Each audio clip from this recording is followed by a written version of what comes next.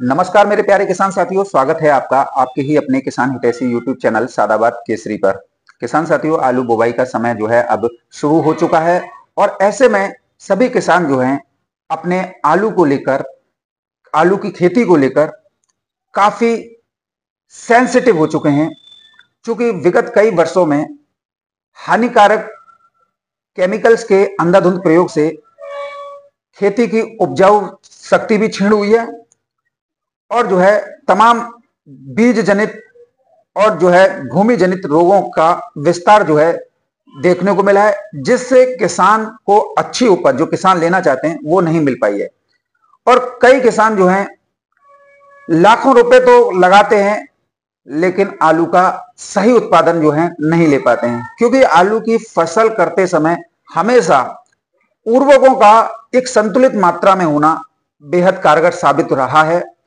जो बड़े बड़े दिग्गज किसान हैं उनका जो प्रोडक्शन निकलता है, उनकी जो क्वालिटी निकलती है, उसे देखकर मीडियम क्लास के किसान, लोअर कैटेगरी के किसान, जो छोटे मोटे किसान होते हैं, वो जो है काफी हतोत्साहित हो जाते हैं। आखिर इसका ऐसा आलू जो है इतना बम्पर उत्पादन आया, क्वालिटी भी अच्छी आई और चमक भी अच्छी है, लेकिन हमारे आलू में ऐसा क्या हुआ, हमने भी इतना अच्छा लगाया।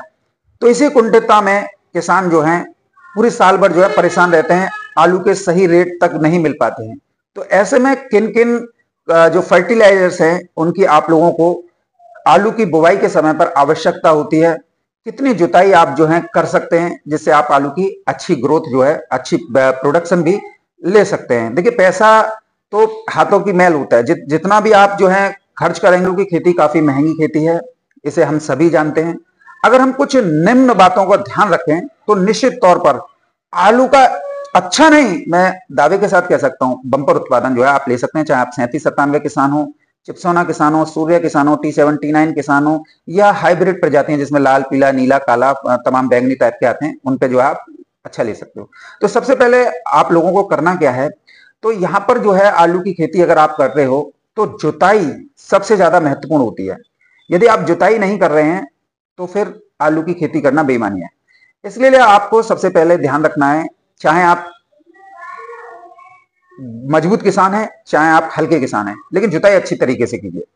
पहली बात यह आती है कि मक्का का खेत है, बाजरे का खेत है, धान का खेत है, इनमें तो नमी पर्याप्त मात्रा में रहती है, क्योंकि इनमें लास्ट स्टेज तक यानी कटाई से 10 दिन पहले तक जो है इसमें पानी लगता है, तो इसमें प्रचुर मात्रा में नमी होती है। जब नमी अच्छी होती है तो फिर मिट्टी की जो क्रियाशीलता होती है, मिट्टी का जो पीएच होता है, वो जो है मीडियम हो जाता है, एक आलू के अनुकूल हो जाता है। यदि हम कुछ जुताइयों को भी देख लें तो अगर हम इस तरीके से जुताई करें तो निश्चित तौर पर फायदा हो जाता है। यदि असाड़ा खेत पड़ा हुआ है, यानी कि उसमें कोई फसल नहीं हुई है, बारिश के बाद में भी जो है उसमें कोई जुताई नहीं हुई है और खेत जो है खड़ंक सूखा हुआ है, और हम जो है उसमें ट्रैक्टर से तमाम जुताई लगा के और उस आलू को जो है कर रहे हैं, तो ऐसे में ये जुताई तो आप कर करके आप जो है आलू की बुवाई कर सकते हो, लेकिन वो प्रोडक्शन आलू नहीं देगा जिसकी जो है आप उम्मीदें पाले हुए हैं। इसके लिए आप लोगों को पहले से ही परेवट, जैसे पलेवा बोलते हैं, वो करनी होगी, जो कि असाड़ा खेत हैं, खड़ंक सूखे खेत हैं, उनमें आप हैरो, कल्टीवेटर और रूटावेटर से आप उसे देख रहे हो कि हमारा तो खेत तैयार हो गया ये है, तो उसमें आपको प्रोडक्शन मतलब जो आना चाहिए, जो आलू की क्वालिटी है, उस बेस पर नहीं आ पाता है।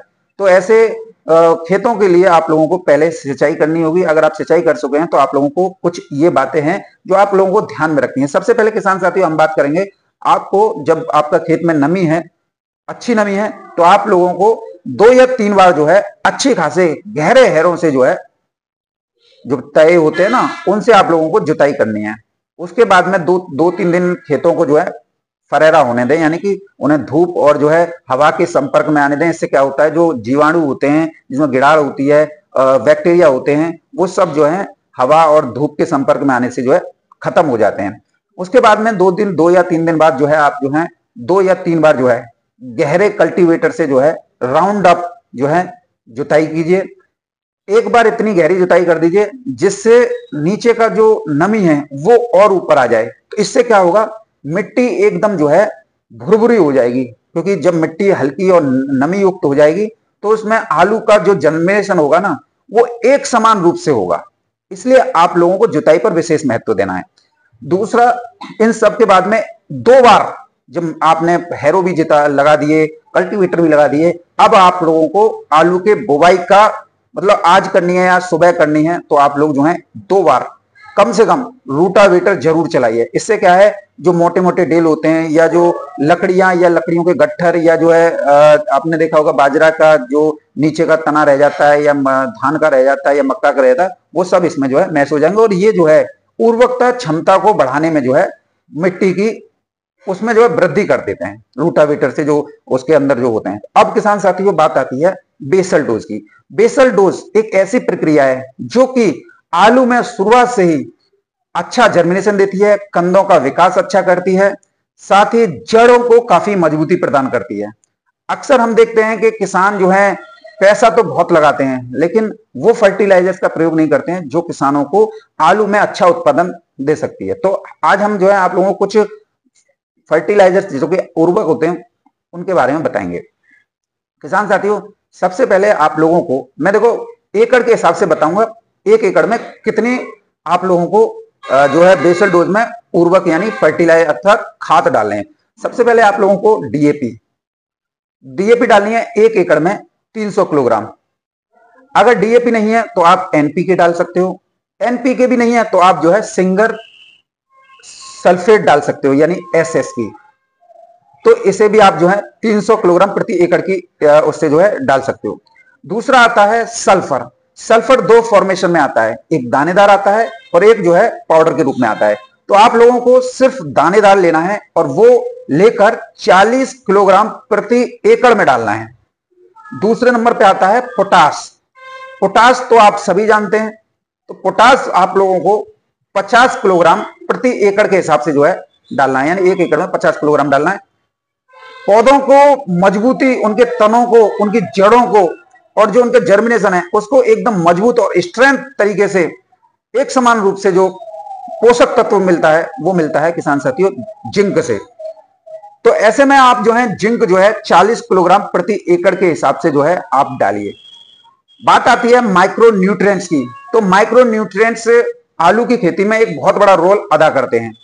माइक्रो न्यूट्रिएंट्स जो है आलू में जो कमियां होती हैं, जैसे कि आलू जो फला पे होता है तो जो तिरकने लग जाता है या बीच में जो फट से जाता है, ऐसा लगता है कि आलू जो है वो हो गया, तो उसकी रेट नहीं मिलते हैं। तो ऐसे में आप जो है माइक्रो न्यूट्रिएंट्स में आप जो है बोरोन का इस्तेमाल जो है जरूर कीजिए। इसमें आप जो है 1 एकड़ में 1 पैकेट ही बोरोन जो है डालें। बात आती है कि अब जो कि पांचवा और छठवां अवयव क्या, कौन सा खाद जो है हम डाल सकते हैं। इसमें आपको जाइम तो डालना ही डालना है। जाइम के साथ में अगर ह्यूमिक एसिड भी डाल लें तो भी आप जो है अच्छा प्रोडक्शन जो है ले सकते हैं। इसके लिए आप जो है सागरिका जो इफ्को कंपनी का आता है उसे ले सकते हैं, 50 किलोग्राम प्रति एकड़ के हिसाब से डालिए। और बात करते हैं जो बैक्टीरिया पनपते हैं, तो जो फंगस पैदा होती है यानी कि जड़ गलन की समस्या होती है, तना गलन की समस्या होती है, जड़ के आसपास जो है आप फफूंदी टाइप की देख लेते हैं कभी कभी जो है, तो उससे जो है पौधा जो है जर्मिनेशन तो करता है लेकिन फिर वो जो है निकलता है और फिर 10-15 दिन बाद जो खत्म हो जाता है। तो ऐसे में आपको एक बढ़िया तरीके का साफिलाइजर है या जो है कोई भी फंगीसाइड जो है आपको इसमें ऐड करना है।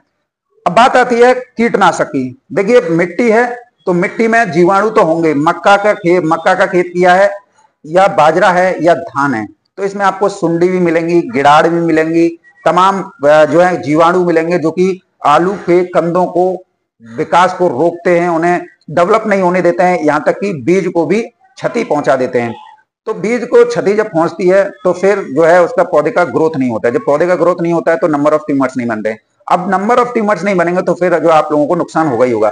कभी कभी नंबर ऑफ ट्यूमर्स बन जाते हैं लेकिन जो मिट्टी में जो जीवाणु घूम रहे हैं वो उनको अपना निवाला बनाते रहते हैं, यानी कि अपनी भूख की जो है तृप्ति करते रहते हैं, तो वो उनको खाते रहते हैं। तो ऐसे में हम देखते हैं कि आलू पे जो है छेद हो जाते हैं जब हम बेचने जाते हैं तो, या खुदाई के समय पे देखते हैं कि आलू में छेद हो रहे हैं या स्प्रेच की समस्या आ रही है, रूसी की समस्या आ रही है। तो ये सारी जो है उससे होता है जीवाणुओं से। तो इसके लिए आपको एक इंसेक्टिसाइड यानी कि जो जीवाणु मारने वाला होता है जिसमें रिजेंट बायर कंपनी का जो आता है अल्ट्रा, उसे भी जो है आप लगाओ। इन सभी चीजों को एक जो है खाली स्थान पर सूखे पेड़ के नीचे तिरपाल पर इन सबको अच्छी तरीके से मिक्सिंग करके आप इनका फॉलियर हैंड स्प्रे करें, हाथों से छिड़काव करें, ना कि आप जो है बुवाई के समय जो मशीन आती है, मशीन के आगे जो खाद का डालने वाला होता है, उसके माध्यम से। क्या होता है कि ये एक ऐसे तत्व हैं